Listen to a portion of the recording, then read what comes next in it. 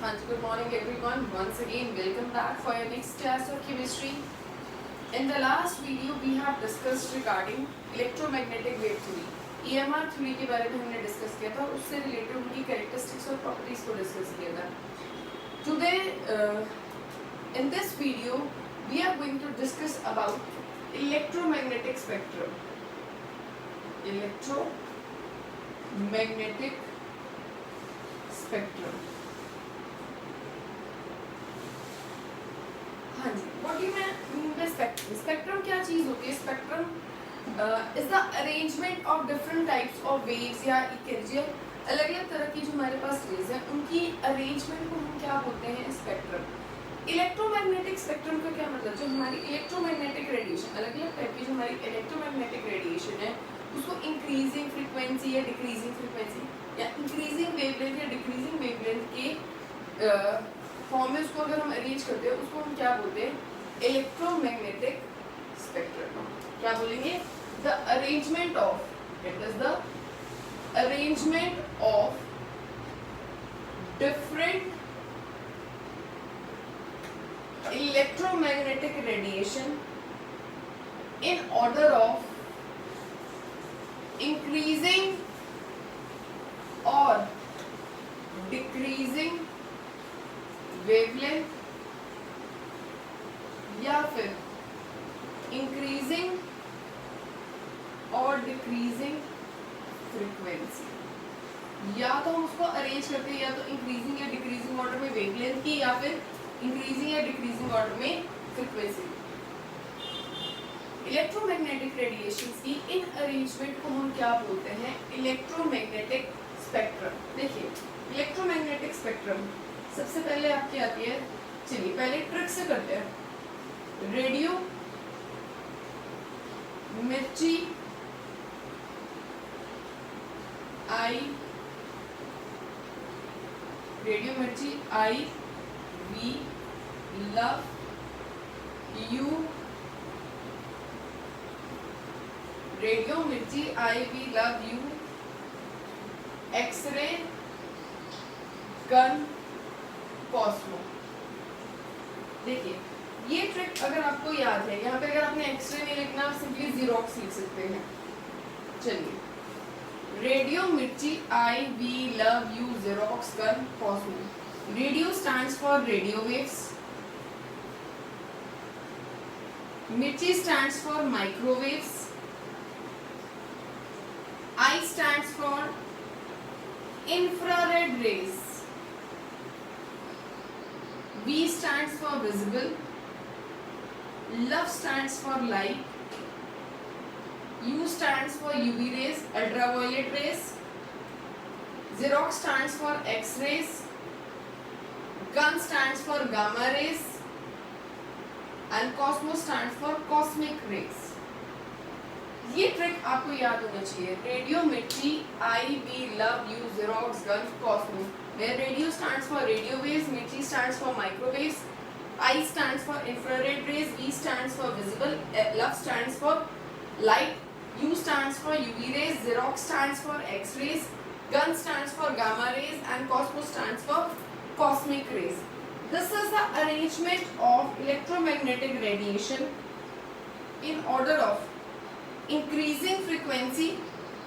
increasing order में हमने frequency के arrange कर रखा और decreasing order में wavelength. हाँ जी, अगर आप ये order reverse करेंगे that means increasing wavelength और decreasing frequency तो आप किधर से शुरू हो जाएंगे? इस साइड से. फिर आएगा cosmic, gamma, X-ray, UV, visible, infra, micro and radio. ये सीरीज आपको बहुत अच्छे से याद होनी चाहिए कि कौन सी रेज पहले आती है कौन सी रेज बाद में. इससे क्या होगा, आप ये डिपेक्ट कर पाएंगे किसकी वेवलेंथ ज़्यादा है, किसकी फ्रीक्वेंसी ज़्यादा है, किसकी कम है. That mean these thing you must be knowing for further dealing with the chapter. So this is electromagnetic spectrum, that is the arrangement of different EMR in order of increasing or decreasing wavelength or in order of increasing or decreasing frequency. Next one thing you have to keep in mind, अगर radiations जो है violet colour को correspond करिए, उसको represent करिए तो उसकी frequency maximum है, और अगर रेड कलर को रिप्रेजेंट कर रही है तो उसकी फ्रीक्वेंसी मिनिमम है। क्या चीज आपको ध्यान रखनी है, अगर EMR रेडिएशंस रिप्रेजेंट कर रही है violet colour, that means they are having maximum frequency. अगर वो रिप्रेजेंट कर रही है red colour, that means they are having minimum frequency. This thing you have to keep in mind. इसके बाद नोट्स में आपको एक टेबल दिया हुआ है जिसमें वेव्स के नेम दिए हुए हैं, फ्रीक्वेंसी, वेवलेंथ और उनका यूज, वो आपको याद करना है, that you have to learn.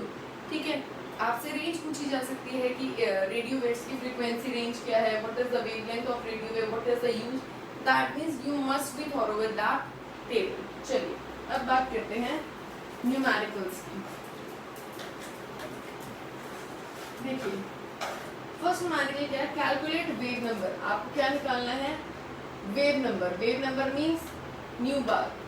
Second, frequency of yellow radiation, frequency निकालनी है आपको। Having wavelength of 5800 angstrom, given क्या है आपको, वेवलेंथ दैट इज 5800 एंगस्ट्रॉम। चलिए फर्स्ट आपको क्या निकालना है, वेव नंबर निकालना है। चलिए वेव नंबर को हम कैसे रिप्रेजेंट करते हैं, न्यू बार। वेव नंबर का फॉर्मूला 1 लैम्डा। वेव नंबर का formula that is 1 lambda. Formulas आपको बहुत अच्छे से याद होने चाहिए। 1/5800 एंगस्ट्रॉम। ये वेव नंबर आएगा आपका किसमें, यहाँ पे वेवलेंथ किसमें, एंगस्ट्रॉम में, तो वो भी किसमें आएगी, नंबर्स हैं।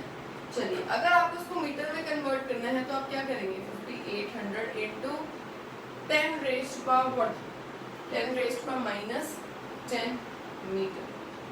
ठीक है जी, अगर आपको एंगस्ट्रॉम से मीटर में कन्वर्ट की कन्वर्जन यूनिट्स आपको लिखवाए हुए हैं, already provided to you in the notes.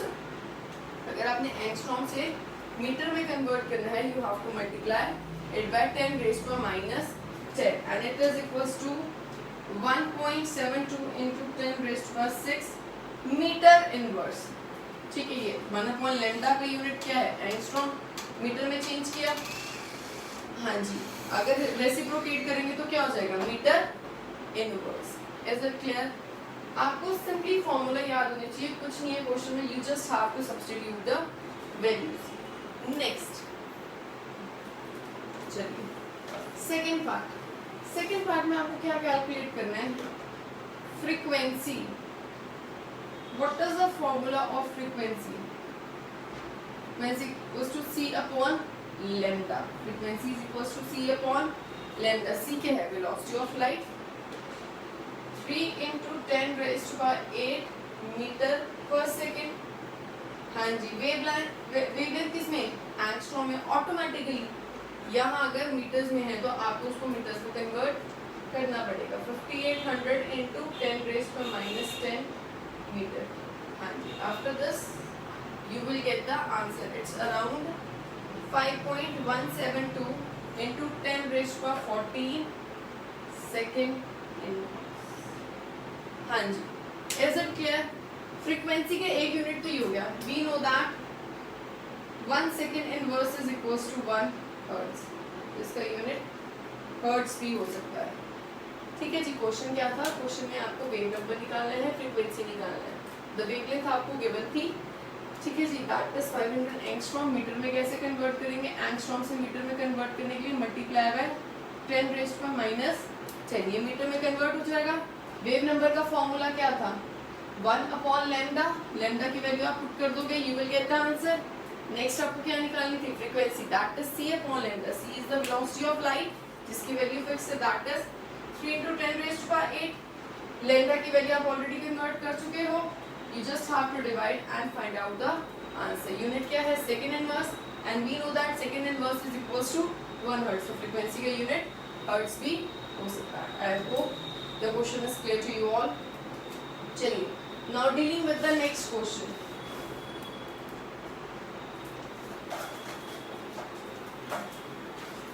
हाँ जी, देखिए हमारा क्वेश्चन क्या है, the wavelength range of visible spectrum extends from, क्या है क्वेश्चन, wavelength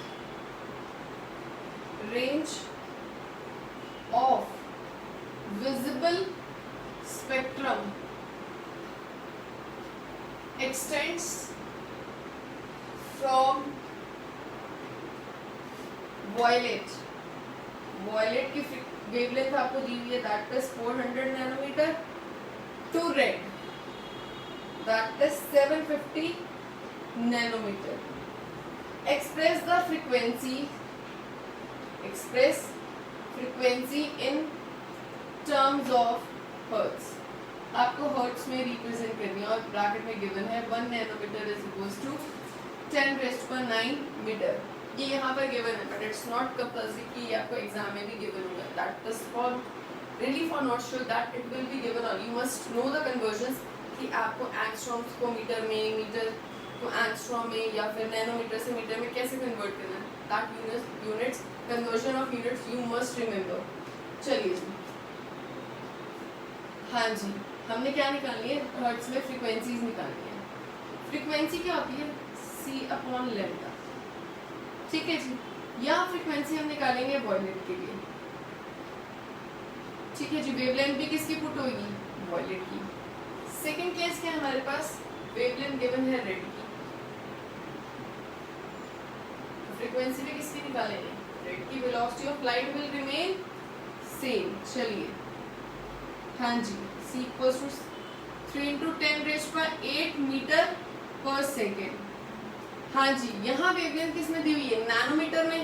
ऑटोमेटिकली ये चीज मीटर में, तो हमें नैनोमीटर से मीटर में कन्वर्ट करना पड़ेगा. कैसे कन्वर्ट करेंगे नैनोमीटर से मीटर में, multiply by 10⁻⁹ that is 400 × 10⁻⁹ metre. हाँ जी, ये आपके पास फ्रीक्वेंसी आ जाएगी of violet colour, that is around 7.50 × 10⁻⁴ second inverse, and we know that 1 second inverse is equals to 1 hertz. इसमें हमें hertz में निकालने के लिए बोली थी. We have evaluated the value in terms of hertz. Same you have to do with this portion. Frequency of red 3 × 10⁸ meter per second. हाँ जी, wavelength red colour की कितनी है, 750 × 10⁻⁹ मीटर. हाँ जी, इसको आप कैलकुलेट करेंगे, you will get the answer, that is 4.00 × 10⁻14 second inverse. Again, we know that 1 second inverse is equals to 1 hertz. Again, आपको क्या मिल गया, hertz में मिल गया. ठीक है जी, अगर वो आपसे क्वेश्चन में रेंज पूछ लेता कि इनकी रेंज क्या है, तो दैट मीन्स वेवलेंथ और फ्रीक्वेंसी ऑफ रेड और फ्रीक्वेंसी ऑफ वॉयलेट की रेंज क्या है, 4.00 × 10⁻14 हर्ट्ज टू 7.50 × 10⁻14 हर्ट्ज. ठीक है जी, this is the frequency range between violet and red colour या रेड और violet colour. The questions were very simple, you just have to substitute the values in the formula. सिर्फ आपको थोड़ा difficult काम क्या करना था, यूनिट्स को कन्वर्ट करना है अपने क्वेश्चन को देखते हुए. यहाँ पे नो डाउट गिवन है, बट ये जरूरी नहीं है कि आपको क्वेश्चन में गिवन होगा that you have to convert. ये आपको खुद आइडेंटिफाई कर लेंगे. हमें मीटर में था तो ऑटोमेटिकली आप इसको मीटर में कन्वर्ट करेंगे. Is it clear? These were the two numericals relating to the topic. Next is limitations of electromagnetic wave theory. कौन कौन सी लिमिटेशंस हैं? 4 लिमिटेशंस हैं. First is black body radiation. ठीक है, that means black body radiation क्या है, किस चीज़ को एक्सप्लेन नहीं कर पाई EMR थ्योरी कि जो भी हॉट बॉडीज हैं उसमें से किस तरह की रेज एमिट होती है, उनकी नेचर क्या है, नेचर ऑफ एमिशन क्या है, इस चीज़ को एक्सप्लेन नहीं कर पाया. तो उसको नॉमिनल को उन्होंने क्या बोल दिया, black body radiation. Second is photo electric effect. कोई भी रेडिएशन अगर मेटल के सरफेस से स्ट्राइक करती है तो what sort of rays is ejected down. ये सारे टॉपिक्स हम आगे डिस्कस करेंगे. सिंपली यहाँ पे हमारे लिए टर्म्स जाननी जरूरी है कि इलेक्ट्रोमैग्नेटिक वेव थ्योरी की लिमिटेशंस क्या क्या हैं. Black body radiation, photo electric effect. Next is spectrum. Line spectrum को एक्सप्लेन नहीं कर पाई. And the last one, variation of heat capacity in terms of temperature. या ये बोल सकते हैं कि हीट कैपेसिटी की variation which act as a function of temperature. These are the 4 limitations. हम मेजरली डिस्कस कौन सी करने वाले हैं. First is black body, next is आपका photo electric effect and the line spectrum of hydrogen. ये 3 आपके सिलेबस में है which we are going to deal in a detailed content. So that was all about electromagnetic wave theory and electromagnetic spectrum. In the next class, we will firstly deal with the Planck's quantum theory, which will further lead to the dealing with these limitations. Till then, thank you so much.